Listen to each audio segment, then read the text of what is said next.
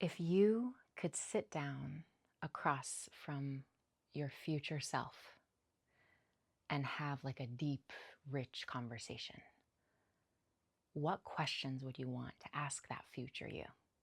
What would you want to know? What kind of guidance would you hope to receive? In today's video, we're going to talk about this concept of the future self as an inner mentor.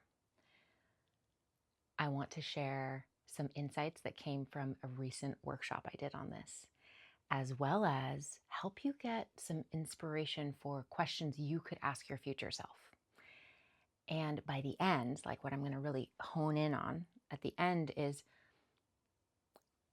a list of ways that you can dialogue and connect and build a relationship with your future self.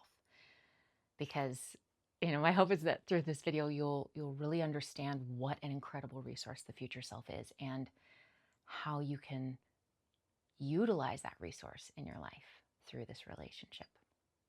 So you'll come away with some exercises, some ideas, and also potentially even some insights, and some greater clarity could happen just during the time you're watching this video. So let's dive in. Okay.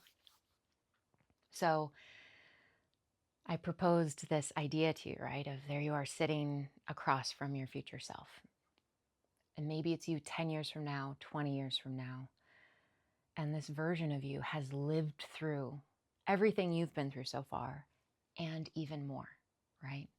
They know what it took to get through the challenges you may be going through now. They know what was most important to them all throughout it, especially because they have hindsight, right? They can look back and be like, the most important thing was, fill in the blank. And there's something so incredibly juicy about the future self. This is a concept that I've been playing with and that I've introduced many of my clients over the years to, of the future self as an inner mentor. And I've got the book right here. Tara Mohr, Playing Big. This is such a great book. I really recommend it. Highly, highly recommend. And this was the book that introduced me to this concept. She has a guided future self meditation in here that I have based this process off of. And I've evolved it in certain ways. And I actually love to include some tapping with it because I feel like that helps to calm the nervous system and calm the mind from going to the like, wait, is this really right? And what's happening? And like those kind of agitated thoughts or agitated nervous system qualities can calm down so you can have a clearer, cleaner experience. But it's, this concept of future self is so great, especially because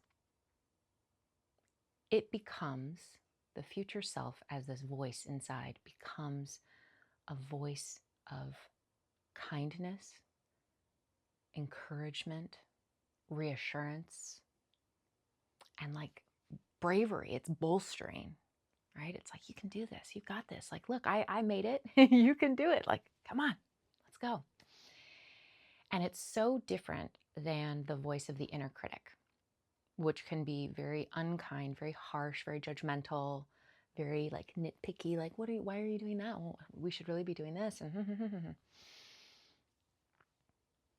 So part of the gift of having a relationship with your future self is that it becomes a voice that takes up space, right? There's only so much space in our minds for so many thoughts and so many voices and awareness.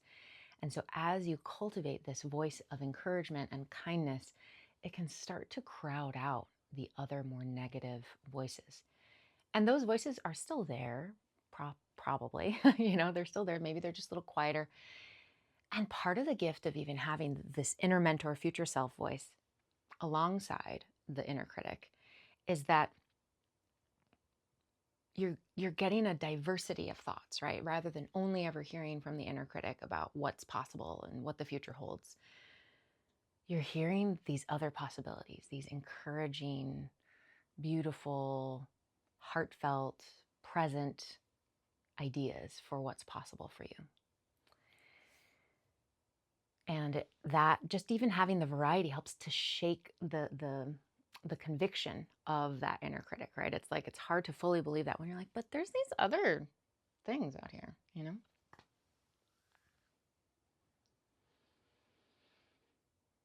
One of the things that I find really interesting about the future self that I really want to highlight for you all. I come from a background in working with women on their relationship with food and their bodies. So emotional eating, disordered eating, negative body image. And so much of what I worked with during that time in my practice was this feeling that these women had of feeling separate from who they really wanted to be.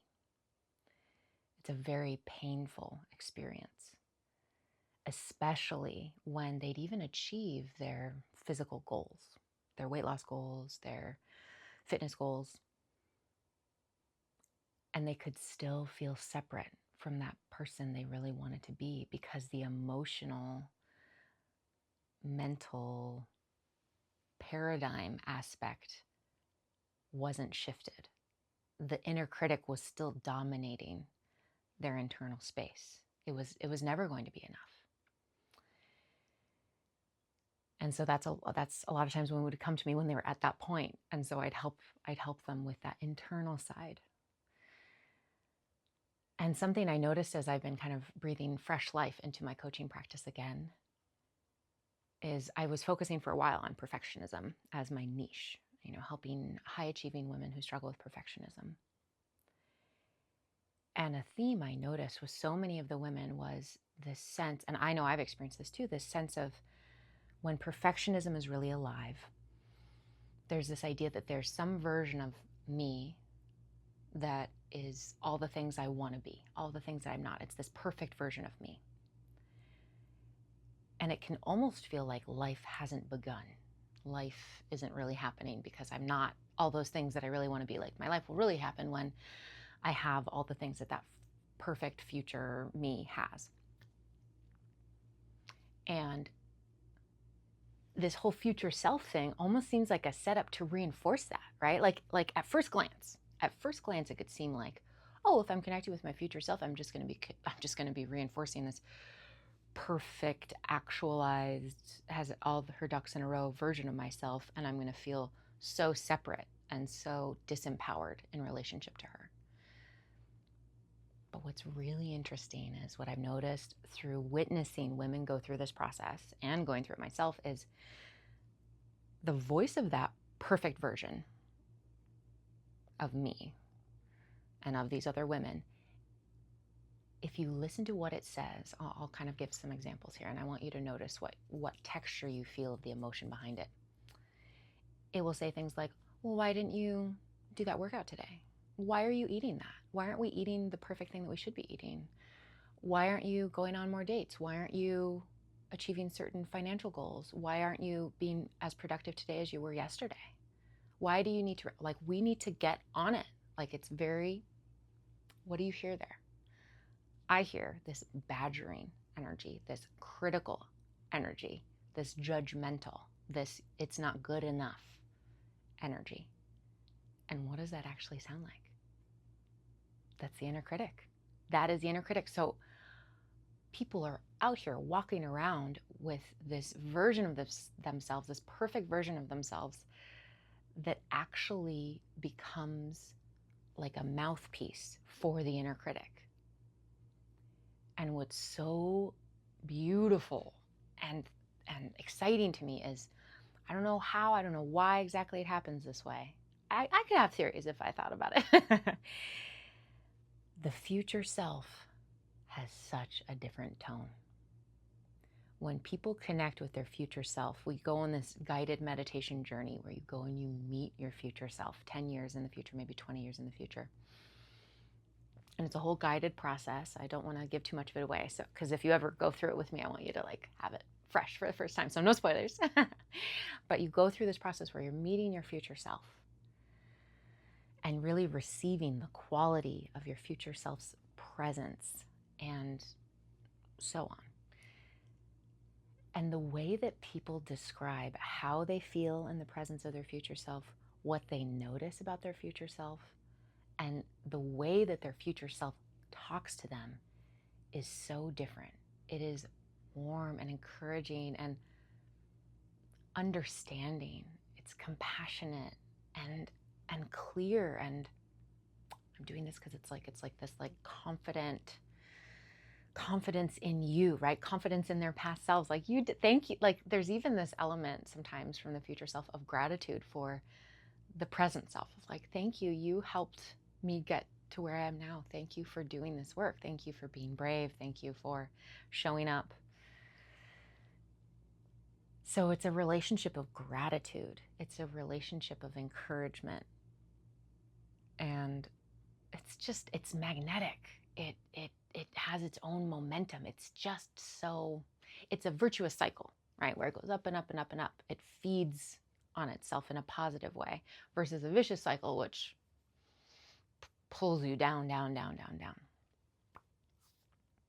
So yeah, so if you can tell already, I'm totally a fan of the future self as a resource. And that's really what I want you all to think of this concept as. Your future self is a resource that lives inside of you that you just may not be familiar with yet and that you may not have cultivated a relationship with yet. But it's there. This future you resource, inner mentor, is there. And there are some really fun ways to connect with this inner mentor. So let's move on to questions we can ask our future selves, because powerful questions lead to powerful answers and powerful insights. And we like power. So the first question that I have people ask their future self in the meditation that we go through is, what has mattered most to you over these past 10 years? And maybe it's 20 years, depending on what we decide for the meditation.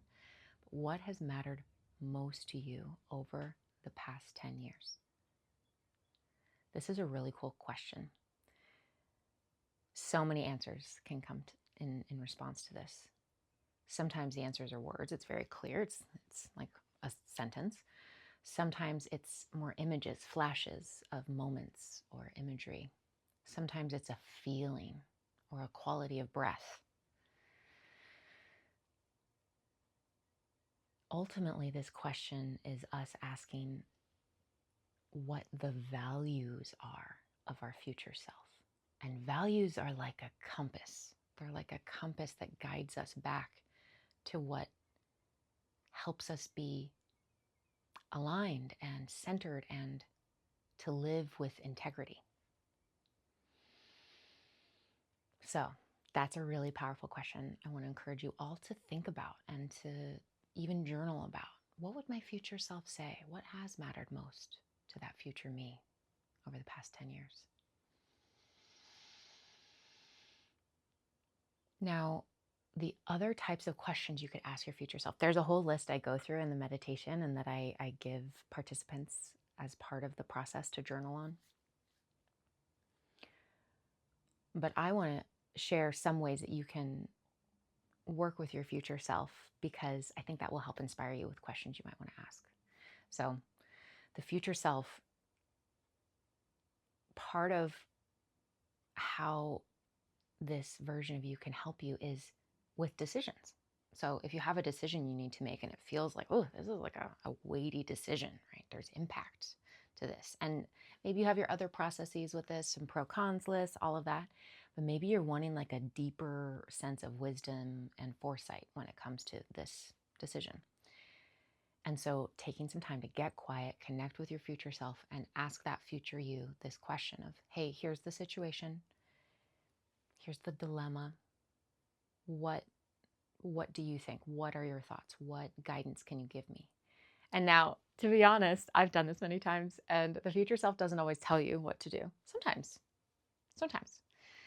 But sometimes they simply offer words of encouragement and support and remind you that you can make the decision yourself. Like I had one time where I was asking my future self about a certain decision, and she was like, oh, I remember this time. I remember this decision, and it's really going to be okay.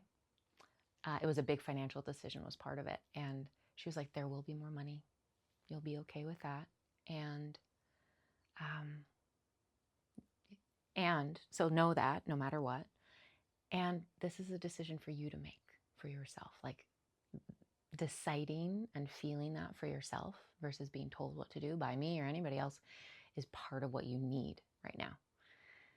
And I did. I made the decision, and oh my gosh, the way it unfolded was so beautiful, and it just felt really good.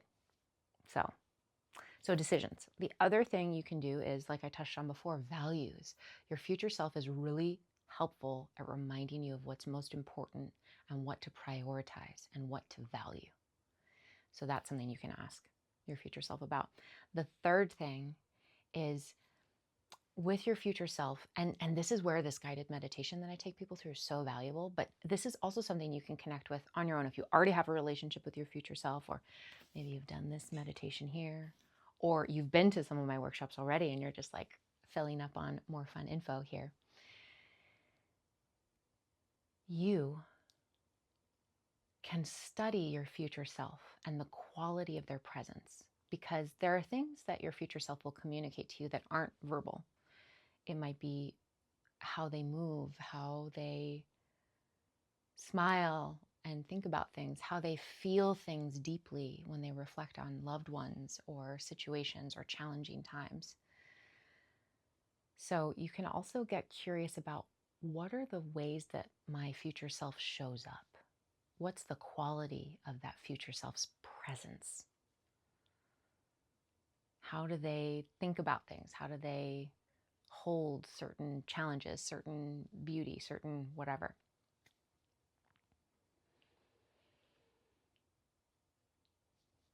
Good. So the final thing I want to leave you with is just a few insights that came from the recent workshop that I did. So it was an intimate one. In the past, I've only ever done this guided process one-on-one with people. And so I wanted to start exploring doing this in a group capacity. And so I had 3 people who are really close to me hop on a Zoom call. We scheduled it out. I gave them all the things that they needed to know. And we went through this process together. I introduced them to the future self. We went through the guided meditation. I gave them time to reflect and journal with these, I think it's 8 or so prompts. And then we had a really beautiful discussion, sharing insights, feelings. Some people wanted to share a lot. Some people wanted to keep it more to themselves. I love it. I love all those variations. And some of the insights that really stood out to me were, I think there's 2 main ones. One is there was this sense of feeling bolstered by the future self. A few of the participants mentioned how they felt more excited and willing to do things that they've wanted to do, that they know are in alignment with who they are, what they love, what they value, but maybe that they've resisted or put off or just felt like almost nervous to do. And feeling the support of their future self, feeling really like they're not as alone as they might have felt before, created this sense of willingness and bravery to like go do the thing. And that to me is so precious. Like, wow, to feel bolstered, to feel supported in our lives and doing things like just from an internal resource. That is like the essence of something that's empowering. I love it. Absolutely love it. The other really beautiful note was just this like gentle, kind reminder of the inherent value of each of the members. It was like their future self was conveying how loved and appreciated and valuable each individual was. One of the participants talked about